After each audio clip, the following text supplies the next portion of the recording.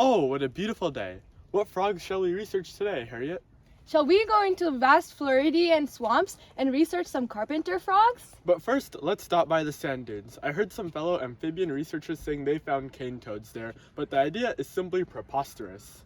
Oh, Francis, you crack me up. How could there be toads in the sand dunes? I'm sure they're just a mirage. If only humans had the same mucus layer on their skin to absorb water. Let's go check it out. We're here. Ribbit, ribbit, ribbit. I'm a toad. Ribbit, ribbit. Francis, could you pass me some water? I think I'm seeing things. You aren't dehydrated or delusional, as we thought our fellow researchers were. By golly, I think that's a cane toad. Come on, Francis. You don't really think that a toad would be in the sand dunes, would it? My eyes have never deceived me. This can't be right. But cane toads are native to the Amazon basin, and we're in Florida. Let me pull out my magnifying glass to check. Ribbit, ribbit, ribbit, ribbit, ribbit. Where did it go? I have no idea. Later that day. Francis, look at the television.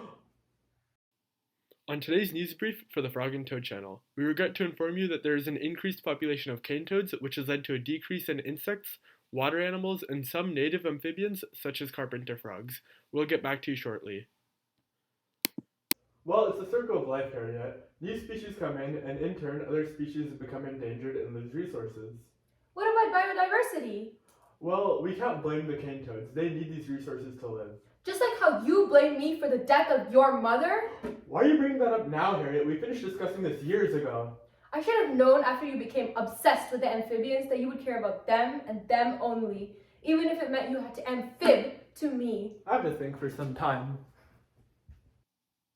Francis turned away to gather his thoughts, contemplating whether or not he had been thinking the right way. We need to take a break. Our fundamentals don't align, and that is vital in our line of work and in our relationship. I suppose you're right, Francis. But I truly do believe that in order to maintain the biodiversity of Florida, we need to make sure that native species, such as the cane toad, don't take up all of the natural resources of native species.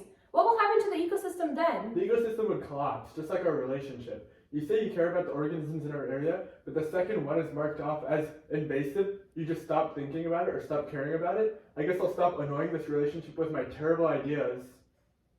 You know what's invasive, Francis?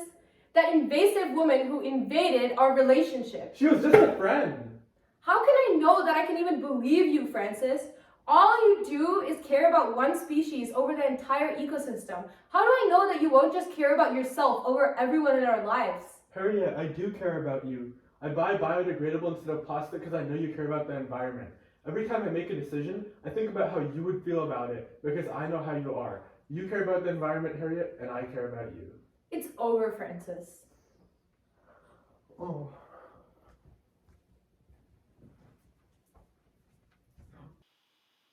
Francis runs out of the house, crying and overwhelmed with emotion, and Harriet goes on a walk to clear her head.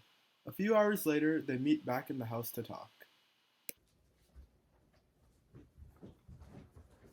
I'm so sorry. I think we should think about this more calmly. We are researchers after all.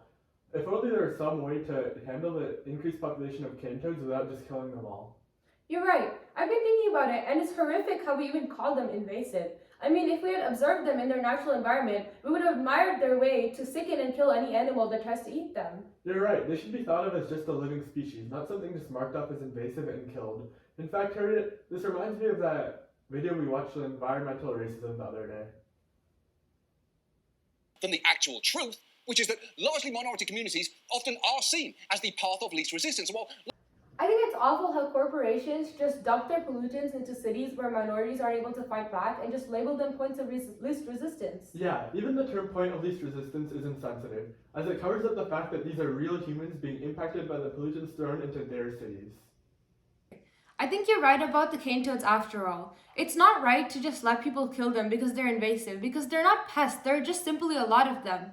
At the same time, it's not right to just leave them alone. After all, what about all of the amphibians that share prey with them? And what about all of the predators that could die from their venom? I think we're both right, Harriet. While the cane toads are harming our ecosystem, I think it's important not to place labels such as invasive on such large populations, as it causes generalizations about communities and populations that often desensitize people to the whole topic of removing lives from an area, such as removing an entire species because it's just marked off as invasive. Also, you're right about that woman. I never should have let her take a place in our relationship. I'm sorry, Harriet. I really am. Thank you, Francis. By not treating our fellow creatures like outsiders who need to be eliminated, we work towards creating a peaceful world where we can all thrive together. Otherwise, we will destroy the world around us by having no lack of concern for anyone but ourselves. I honestly agree. And also, I think that we shouldn't ruin what we have. Our shared love of amphibians is what makes us perfect, and I wouldn't trade that for anything in the world, even that horrible, horrible woman.